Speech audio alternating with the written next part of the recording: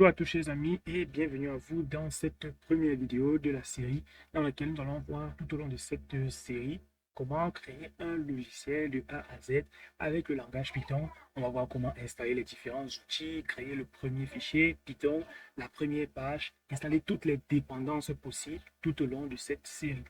Donc on va pas trop faire de bavardage dans cette vidéo, on va passer directement à la pratique.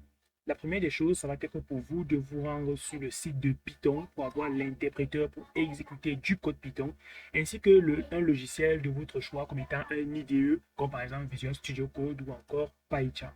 Vous allez voir sur le site de Python et dans la catégorie téléchargement, juste ici, vous allez avoir le bouton télécharger Python 3.13.c. Vous allez cliquer dessus et ça va lancer le processus de téléchargement.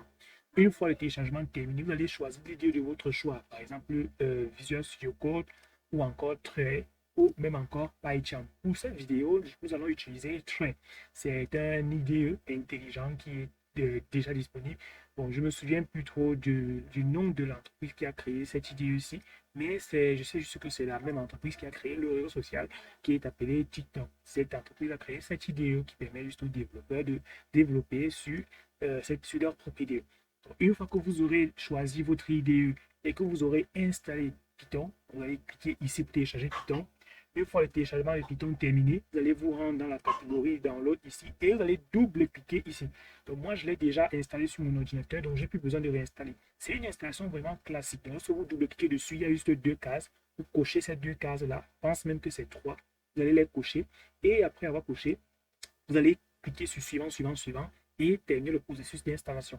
Si toutefois vous avez un problème sur cette étape, je vous mettrai un lien dans la description avec un petit tuto d'installation. Comme ça, tout le monde va sur de bonnes bases et je pourrai expliquer la partie développement du logiciel dans les moindres détails.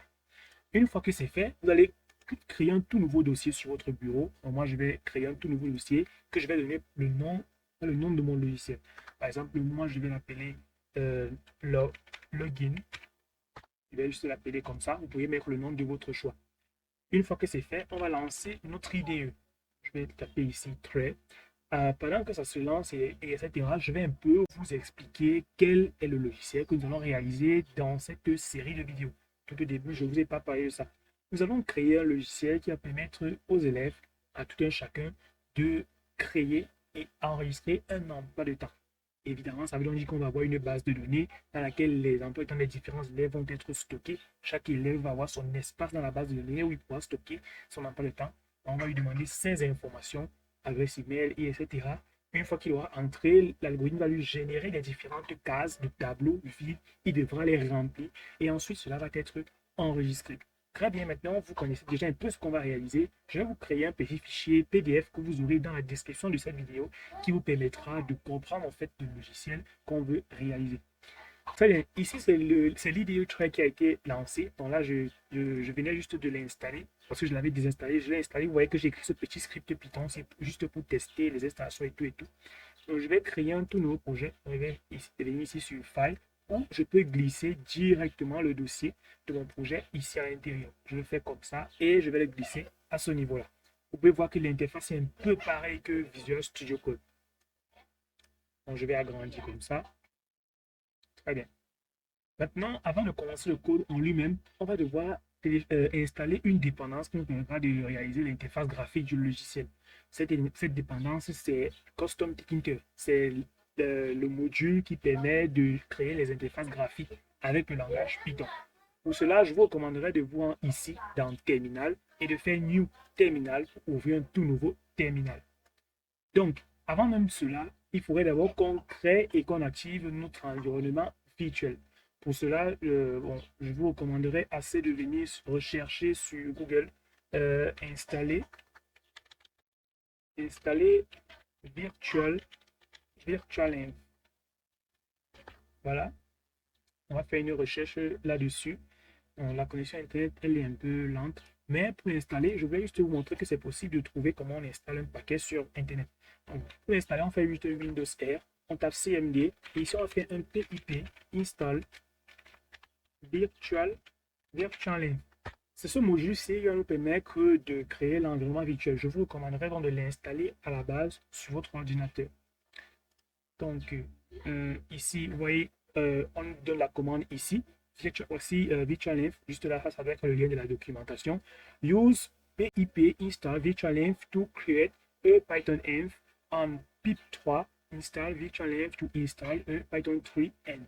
Ça veut tout simplement dire que pour installer virtualenv, vous allez taper cette commande-ci, ou vous pouvez taper la commande pip3 install virtualenv. Pour ceux qui sont sur Ubuntu ou Linux, je vous recommanderais de taper plutôt Python 3, pip3. Maintenant, ici, nous avons the different is required because if you use pip install virtualenv, I need Python 3 package, oui, bref, le reste ne vous intéresse pas. Si toutefois vous avez un problème pour l'installer, n'hésitez pas à me faire signe en commentaire. En attendant, on va patienter que ça termine le processus de téléchargement de cette bibliothèque. Et le processus de téléchargement de virtualenv est terminé. Donc, je peux maintenant fermer mon CMD en tapant Exit pour sortir. Maintenant, je vais revenir dans mon IDE. Donc, les commandes seront les mêmes que vous soyez sur PyCharm, sur Visual Studio Code, sur Thread ou encore sur Atom. Les commandes seront absolument les mêmes. Nous allons devoir maintenant ici créer notre environnement virtuel. Donc, pour ce faire, on va faire la commande Python-m espace venv, parce qu'on va utiliser le module V1, .venv. Je mets .venv parce que c'est le nom de mon environnement virtuel. Vous pouvez le nommer comme vous souhaitez. Et on va appuyer sur Entrée. Notre environnement virtuel est bel et bien créé juste ici. Vous voyez que là, j'ai le dossier inclus, le dossier libre, le dossier script. Alors, pour ceux qui seront sous Linux ou Ubuntu, vous n'allez pas du tout avoir le dossier script. Si vous êtes sur Linux ou Ubuntu, bon, ceux qui sont sur Mac, je ne couvre pas la plateforme Mac, donc je ne sais pas trop comment ça se passe de votre côté. Bon, mais ceux qui sont sur Linux et Ubuntu et Windows, vous aurez le dossier. Bon, ceux qui sont sur Windows auront le dossier script et ceux qui sont sur Linux auront un dossier plutôt qui s'appelle bin. Donc l'environnement virtuel n'a pas encore terminé d'être créé. On va patienter que ça termine tout le processus. Le processus est bel et bien terminé. Donc moi, je vais maintenant faire clair pour tout nettoyer. Maintenant, je vais devoir activer mon environnement virtuel. Pour activer l'environnement virtuel, c'est très simple. Je vais faire un cd.venv. Donc, je montre d'abord la commande pour ceux qui sont sous Windows. Vous allez faire cd-venv. Et ensuite, vous allez faire cd script. CD veut dire change directory. Ça veut dire qu'on change de répertoire. Ensuite, je vais taper activate. Alors, on a cette erreur-ci. Ne vous inquiétez pas. Pour résoudre cette erreur, ça va être assez simple. Vous allez mettre un point comme ça. Vous allez faire un Alt 8. Donc ça, c'est pour ceux qui sont sur Windows. Et vous allez taper Activate, tout simplement. Et on va appuyer sur Entrée. L'environnement virtuel est bel et bien activé. On peut le voir juste ici, que le nom de notre environnement virtuel s'est affiché là. Ensuite, je vais devoir nettoyer mon terminal. Maintenant, je vais vous montrer la commande pour tous ceux qui sont sous Linux. Donc, je vais taper comme ça. Et je vais faire un cd 2 points. cd 2 points. Ensuite, je nettoie tout. Voilà. Donc, pour ceux qui sont sous... pour ceux qui sont sous Linux, la commande c'est source. Pour ceux qui sont sous Linux, c'est source. Point, je ne sais pas pourquoi ça agrandit comme ça. Mais bon, source. Point, je vais nettoyer ça. Et j'ouvre un nouveau terminal. C'est mieux. J'ouvre un nouveau terminal. Et je vais vous montrer la commande pour ceux qui sont sous Linux. Donc, ceux qui sont sous Linux, vous allez taper la commande source. Vous allez mettre bin source.venv. Vous allez mettre comme ça. Vous allez mettre bin. Donc, ensuite, vous allez entrer ici. Vous allez mettre bin. Vous allez mettre ceci et vous allez faire un activate. Tout simplement, vous allez appuyer sur entrée. Ça va activer totalement l'environnement virtuel. Si toutefois vous avez un problème sur cette étape, n'hésitez pas à me signaler en commentaire et nous verrons un peu comment enlever cela. En attendant, nous, on va réactiver notre environnement virtuel parce que vous voyez que ça s'est désactivé lorsque j'ai supprimé tout du terminal. Donc, je vais faire un cd.venv, cd script et je vais faire un activate, tout simplement. Ensuite, je vais faire un .alt 8 et activate, tout simplement. Un cd 2 points et encore cd 2 points. Voilà. OK. Tout fonctionnera donc maintenant parfaitement. Nous pourrons donc installer notre module Custom Tkinter. Une fois que l'environnement virtuel est bel et bien activé, nous allons devoir installer notre module que nous allons utiliser tout au long de cette série. Il s'agit donc de Custom Tkinter. Que vous soyez sur Linux ou sur Windows, Pour l'installer, c'est pip install custom Tkinter. Je vais appuyer ensuite sur Entrée et ça va nous installer cette dépendance. Vous allez devoir patienter. Le processus d'installation va suivre selon votre ordinateur. Ça y est, l'installation de Custom Tkinter est bel et bien terminée. On peut ensuite réduire comme ça et on peut commencer directement le développement. Je vous recommanderais d'abord d'installer l'extension Python. Ceux qui sont sur Windows, sur Visual Studio Code, pardon, ceux qui sont sur Visual Studio Code, sur Trail, vous allez installer l'extension Python. Vous allez taper ici dans la barre de recherche Python et vous allez installer une extension. Ça va vous permettre en fait d'avoir le petit bouton Run que nous aurons juste là. Donc voici cette extension, c'est la toute première. Donc, pour ceux qui seront sur Trail, c'est la toute première et je pense que ça va aussi être la toute première sur Visual Studio Code. Mais si vous êtes sur PyCharm, si vous codez sur PyCharm, vous n'aurez pas besoin de ça. Pour ceux qui vont utiliser Trail, qui vont se poser la question, c'est quoi cet endroit-ci? En fait, c'est l'intégration à l'IA. C'est vraiment très, très, très utile. Plutôt que d'utiliser, pour ceux qui utilisent souvent ChatGPT, plutôt que d'aller à l'extérieur de votre projet, donc de venir dans le navigateur pour utiliser ChatGPT, vous pouvez l'utiliser directement dans le projet. L'avantage de ça, c'est qu'il a accès à au dossier source complet du projet et il a la possibilité de comprendre exactement ce qu'il faut. Alors, nous, ce qu'on va faire, c'est passer directement à notre programme. Avant de commencer le code en lui-même, il faudrait tester si Custom Tkinter s'est bel et bien installé où nous voulons. Pour ce faire, on va taper la commande pip freeze et on appuie sur Entrée et ça devrait nous afficher les modules installés. Voilà, Custom Tkinter.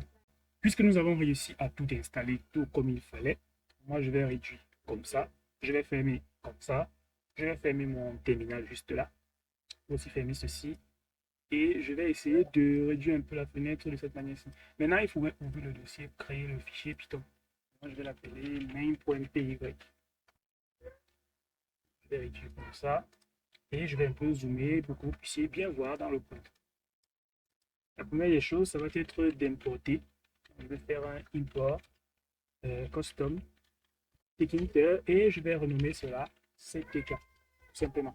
Un tout petit peu plus bas, je vais devoir configurer, donc je vais devoir faire une configuration de l'apparence globale en mode sombre, que l'application soit un peu en mode dark, comme vous l'avez vu tout au début.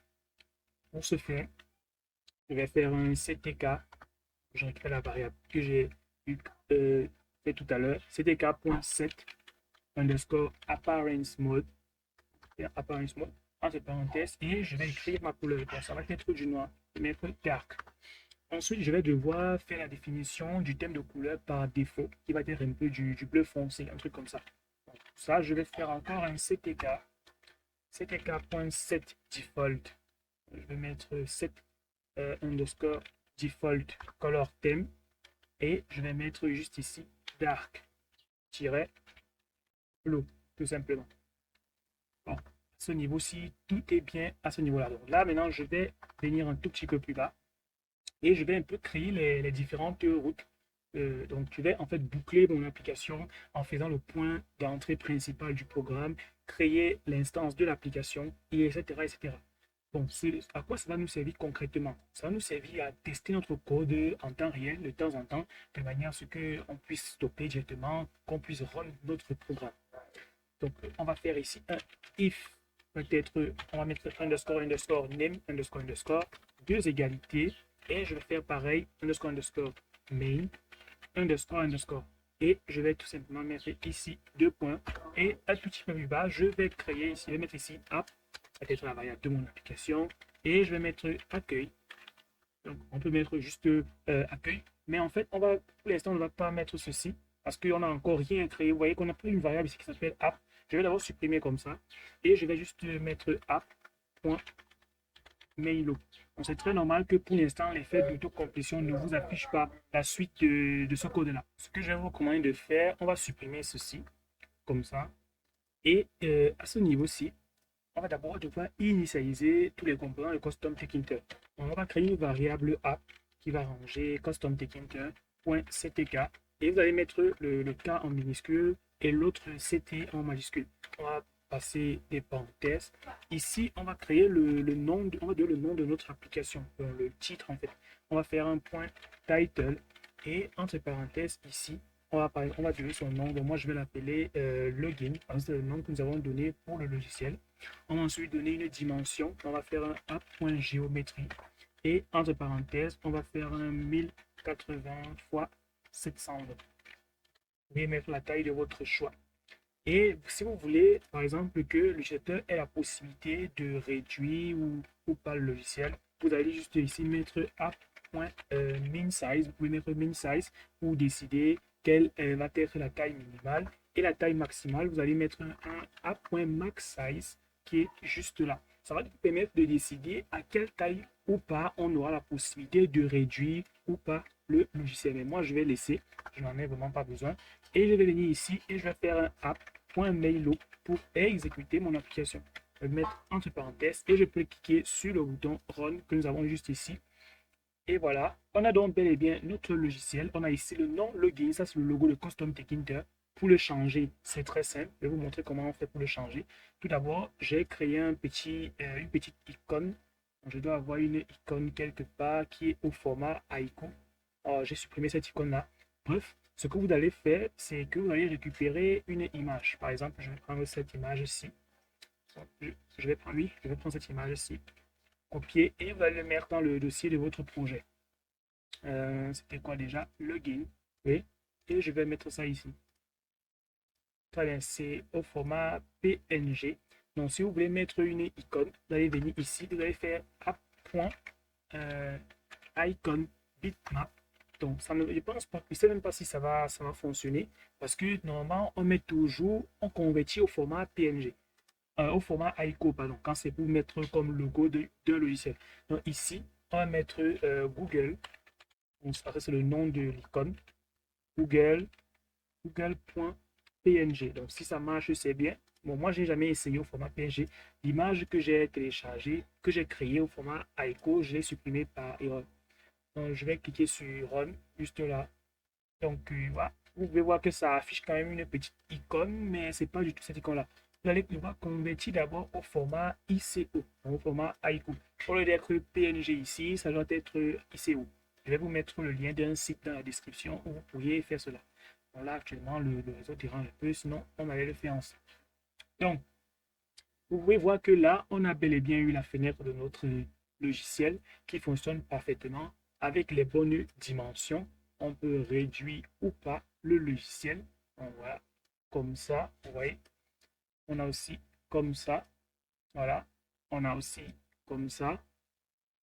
Là, c'est vrai que c'est un peu pénible. Bref, on peut augmenter, on peut réduire comme ça. On peut avoir comme ça. Et on peut aussi close, on peut fermer le logiciel. Alors, c'est bien beau tout ça, mais on a encore énormément de choses à faire. Il nous faudrait ranger des éléments à l'intérieur de notre application. Pour ce faire, je vais vous recommander de vous rendre à la ligne numéro 11 à partir du bas et de supprimer jusqu'en haut. Comme ça. Alors, on a supprimé ce code-là et maintenant on va devoir faire une définition de la classe principale de la fenêtre d'accueil. Donc pour ce faire, je vais créer une classe et qui va avoir pour nom accueil app, tout simplement. Je vais mettre des parenthèses pour passer en paramètre ctk.ctk, tout simplement.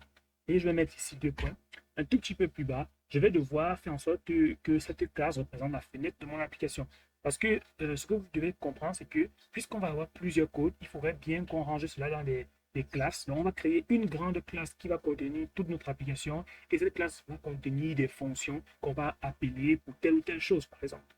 Donc, ce que je vais devoir faire ici, ça va être de créer une fonction init, underscore init, oui, et je vais lui passer en paramètre le self, ouais, et je vais mettre ici deux points. Un tout petit peu plus bas, je vais faire un coup de super, entre parenthèses, et je vais mettre ici point init, et je mets entre parenthèses, comme ça. Ensuite, ce que je vais devoir faire, donc puisque là j'ai réussi à appeler le constructeur de la classe Custom Tech Inter, je vais devoir définir le titre de ma fenêtre comme je vous ai montré précédemment. Je vais donc faire un self.title pour le titre de la fenêtre. entre parenthèses et je vais l'appeler le login, comme on le souhaitait. Ensuite, bon, je fais CTRL Z comme ça, parce que c'était une erreur. Ensuite, ici, je vais donc devoir redéfinir la taille de la fenêtre. Donc là, je vais devoir définir les dimensions de la fenêtre. Donc, je vais faire le self.géométrie. Et ici, je vais remettre encore mes valeurs qui étaient de 1080 x 720. Donc, comme je vous le disais, vous pouvez mettre les valeurs de votre choix. Maintenant, je vais devoir créer le conteneur principal avec le fond transparent. Donc, pour ce faire, je vais faire ici un self.main underscore container donc c'est comme ça, un peu comme en CSS, et on va mettre ici un ctk.ctk. Donc, alors toujours l'autre cas là, il est en minuscule, et ici on va mettre frame. Ok, je passe self en paramètre, et ici je vais donner la couleur. Donc, je vais faire un fg underscore color, et il va être transparent. Je vais mettre là transparent, tout simplement. Et ici, je vais devoir maintenant empaqueter tout cela en faisant un self.main underscore container.pack. Le fait d'empaqueter un élément, c'est un peu comme lorsqu'on aimerait l'afficher. Donc, je vais mettre ici un expand, oui, qui va être égal à true. Voilà. Et je vais mettre un fill bolt. Okay. Voilà, tout simplement. Ici, je vais maintenant devoir placer le conteneur pour qu'il prenne tout l'espace disponible. Parce qu'il faudrait bien que ça occupe cet espace-là. Donc, pour ce faire, je vais faire ici un self.main underscore container.pack encore. Voilà. Et ici, je vais maintenant mettre entre parenthèses, je vais encore remettre le fill égal bot. Voilà. Je mets encore une virgule et je remets encore le expand, peut-être, ouais, oui, et je vais lui donner un path x pour sa taille, peut-être de 20, et un path y qui va aussi être de 20. Maintenant, je vais devoir faire l'affichage des widgets à l'écran d'accueil. Donc, pour ce faire, je vais d'abord devoir créer la fonction de l'écran d'affichage. Donc, je vais me rendre sur la même ligne que mes différentes fonctions. Attention à ne pas venir ici, sinon vous aurez tué la classe. Ce qu'il faut plutôt faire, c'est tuer la fonction init_self. Donc, pour ce faire, je viens ici et je vais créer une fonction qui va s'appeler afficher underscore écran underscore accueil. Voilà. Et je vais mettre self en paramètre. Ce que je vais maintenant venir ici. Donc là, je vais mettre là 2 points. Et ici, je vais copier totalement cette fonction-ci, le nom que j'ai attribué à cette fonction. Et je vais revenir ici, juste en dessous, pour pouvoir afficher tous les widgets à l'écran. Parce que ces widgets-ci, ce que je vais faire, c'est les afficher ici, donc dans l'écran d'accueil. Donc pour ce faire, je vais faire un self. Je colle ceci et je mets entre parenthèses, ça va me permettre juste de les afficher. Et tout va fonctionner parfaitement. Maintenant, ici, je suis en train de créer la fonction pour afficher les éléments à l'écran d'accueil. Ce que je vais devoir faire maintenant, ça va être un peu de construire et afficher les widgets à mon écran comme je le souhaite. Donc pour ce faire, je vais venir un tout petit peu plus bas et je vais créer une variable accueil. Accueil, oui, accueil qui va être, je vais mettre un accueil underscore, créer une frame, oui, qui va être égal à ctk.ctk_frame, tout simplement. Et ici, je lui passe en paramètre le self, et je vais mettre point main underscore container. Maintenant, je vais placer la frame au centre de mon container. Donc, je vais le mettre au centre du container. Et je vais donc, pour ce faire, je vais faire donc un accueil underscore frame point pack. Et je vais mettre entre parenthèses un expand qui va être true, tout simplement. Maintenant, je vais venir un tout petit peu plus bas et je vais devoir créer le label pour afficher le texte principal. Donc, je vais créer une variable titre underscore label qui va être égal à ctk.ctk label et je vais mettre entre parenthèses. Ici, je vais créer la variable accueil. Donc, je vais tout passer en fait à la variable accueil underscore frame. Donc, c'est que le titre soit envoyé et injecté dans la page d'accueil. Donc, ici, je vais venir ici et je vais créer une variable qui va s'appeler texte, qui va être le texte qui va être affiché. Et moi, je vais juste mettre bienvenue. Donc, je vais mettre ça. Je vais mettre une virgule ici. Et un tout petit peu plus bas, je vais faire un font qui va être égal à ctk.ctk font, tout simplement. Je mets entre parenthèses et je vais lui donner un size qui va être égal à 30. Ensuite, je vais mettre une virgule pour faire un white qui va être bold, tout simplement. Maintenant, ce que je vais devoir faire, puisque j'ai déjà créé le titre principal, je vais devoir placer ce label de titre avec le petit. Donc, ce sera un peu plus simple. Donc, je vais récupérer la variable de titre de tout à l'heure. Donc, je vais faire un titre underscore label. Et ici, je vais faire un point back. Bon, ça va me permettre de bien l'empaqueter. Entre parenthèses, je vais faire un pad Y. Voilà. Pad Y qui va être égal à 20. Un pad Y égal entre parenthèses à 20,20, tout simplement. Donc, je vais ici mettre, c'est mieux de mettre ici 10. Et ici, je mets une virgule pour donner le pad X, tout simplement. Et là, je vais lui donner une valeur qui va être de 100, tout simplement. Un tout petit peu plus bas, je vais devoir faire la création du label pour afficher le sous-titre. Donc, pour ce faire, c'est la même manip que tout à l'heure. On peut copier complètement ceci pour gagner du temps. On vient là. On colle ça. Et ici, on supprime tout simplement comme ça. Je vous recommande de commencer par le dernier comme ça et de faire CTRL-D pour ceux qui sont sous Windows. Si vous supprimez, bon là on peut voir que ça a supprimé l'autre, mais normalement, bref, on va faire comme ça et supprimer comme ça. Donc vous sélectionnez plutôt celui du milieu ci, vous faites CTRL-D et vous allez l'appeler sous. Vous pouvez voir, c'est écrit en même temps, sous underscore titre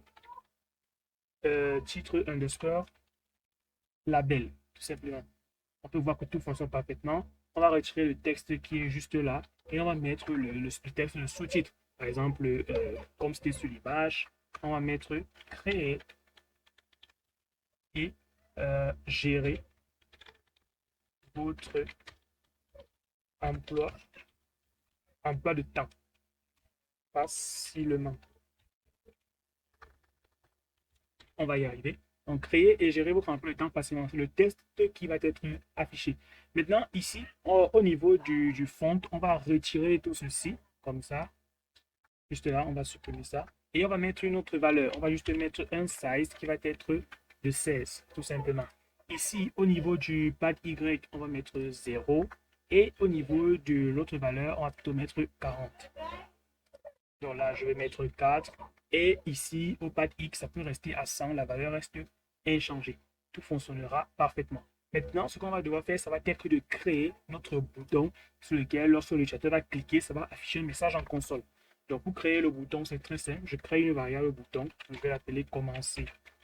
Commencer underscore bouton. Et à l'intérieur de ça, donc je vais mettre ici les égalités. Et je vais passer en paramètre le ctk.ctk créer un bouton. C'est ctk bouton. Et je vais mettre entre parenthèses. À l'intérieur, je vais maintenant envoyer ce bouton à l'intérieur de ma fenêtre d'accueil. Donc, je vais mettre ici accueil underscore frame. Je mets une virgule et je vais mettre la valeur du bouton. Donc, ce qui va être écrit sur le bouton, je vais mettre texte. Et je vais écrire à l'intérieur commencer. Donc, vous pouvez mettre le texte de votre choix. Je vais mettre ici une virgule et je vais devoir donner la commande. Ça veut dire que lorsque l'utilisateur va cliquer dessus, je vais faire ici un self.action. Ça va être le nom de notre prochaine fonction. Action underscore commencer.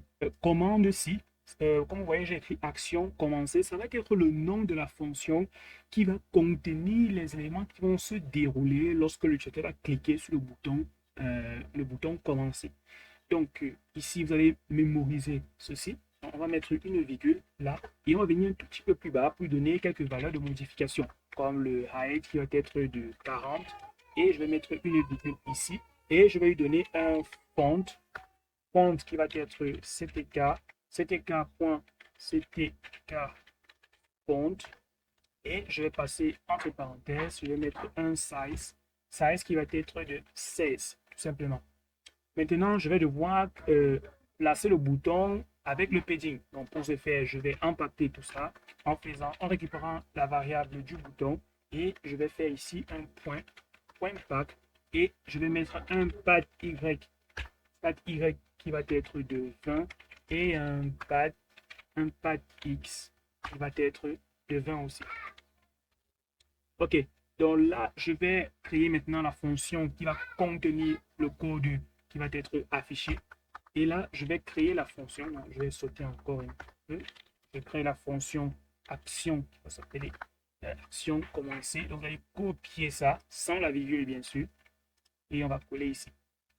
Ensuite, on va passer en paramètre de cell et on va mettre 2 points. On va venir un tout petit peu plus bas pour juste décider de ce qui va être affiché. Nous, ce qu'on veut pour l'instant, c'est d'abord imprimer dans la console que le bouton a bien été cliqué. On va juste afficher ça pour l'instant, mais dans la prochaine partie, lorsqu'on va cliquer sur le bouton, on va faire en sorte que ça dirige vers le formulaire où l'utilisateur devra s'inscrire. Ici, on a donc les différents points d'entrée de notre application, mais il y a un point qu'on va devoir ajouter, c'est app, point, donc app plutôt, égal à accueil, app. Je mets entre parenthèses. Ici, on a une petite erreur, je vais déplacer comme ça et je vais revenir ici. Donc, ça doit être sur la même ligne et tout sera bien et bien placé. Donc, je vais essayer d'exécuter mon programme. Donc, il faut vérifier qu'on n'ait aucune erreur. Je vais cliquer sur Run.